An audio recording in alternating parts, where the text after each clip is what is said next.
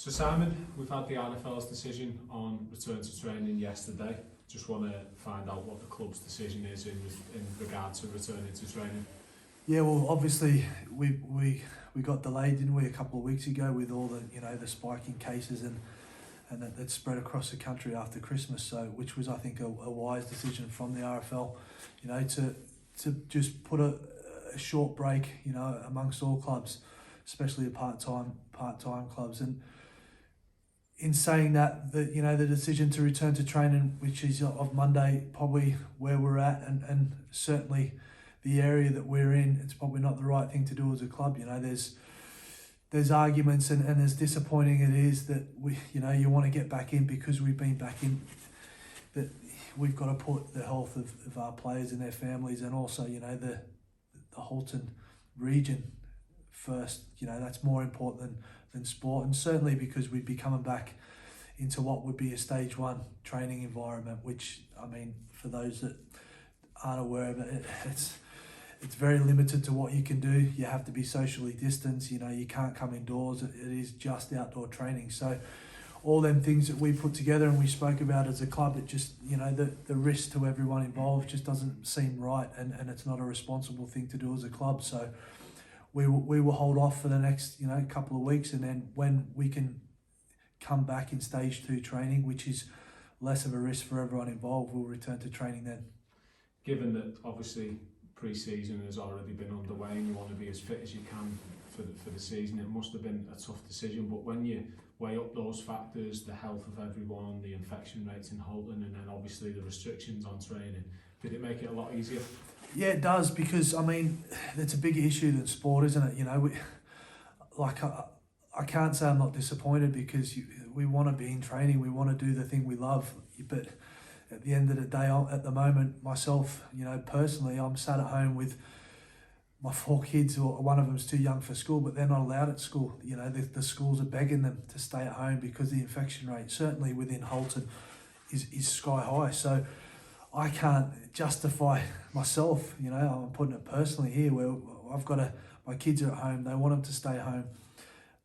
My wife's not working, all these factors are in play here, and then we're going to ask players to come in and train when they can't do a lot, and then go home and put their families, and their loved ones at risk. So that makes it easier. But again, we'll all be disappointed because we want to do what we love, but we're not the only ones that can't do what we love at the moment. There's plenty of other industries and people that can't do certain things because of what's going on. So it's a small sacrifice that we have to do, and it's only 2 weeks, and I think it's the right decision across the board.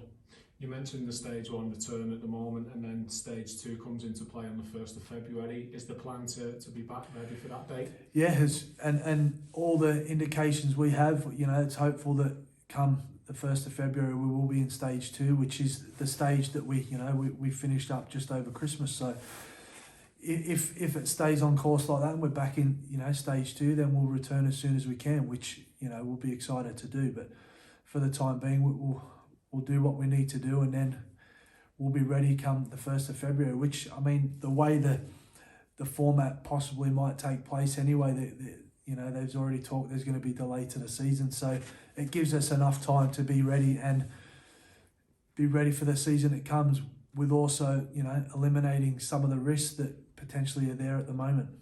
And obviously testing, that'll come into play. Will that be ready to go on the 1st of February as well? Yeah, we were ready, just before the first, shutdown 2 weeks ago. We were, the day after we got shut down, we were ready to start our testing, that we've got all the testing here in place to test twice a week.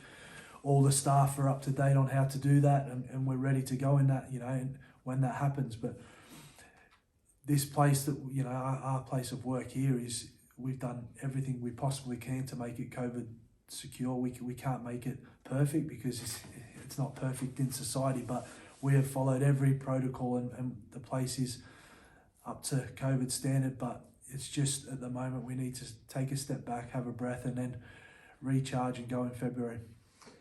You've had 2 weeks off, as you mentioned. This will be a further 2 weeks off as well. What kind of impact will that have on the lads' fitness? Will it negatively impact it, or do you think that they'll still be ready to go on the 1st of February? I mean, it'll have a little knock-on effect. It has to, you know.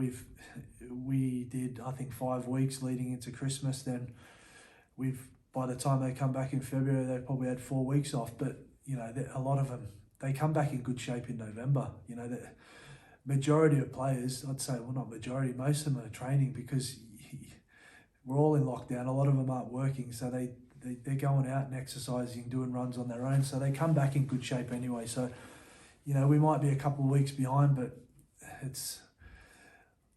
I'm very confident that the lads now, between now and then, will go and do what they need to do and keep themselves in some sort of fitness. So when we return, they'll be in pretty good shape.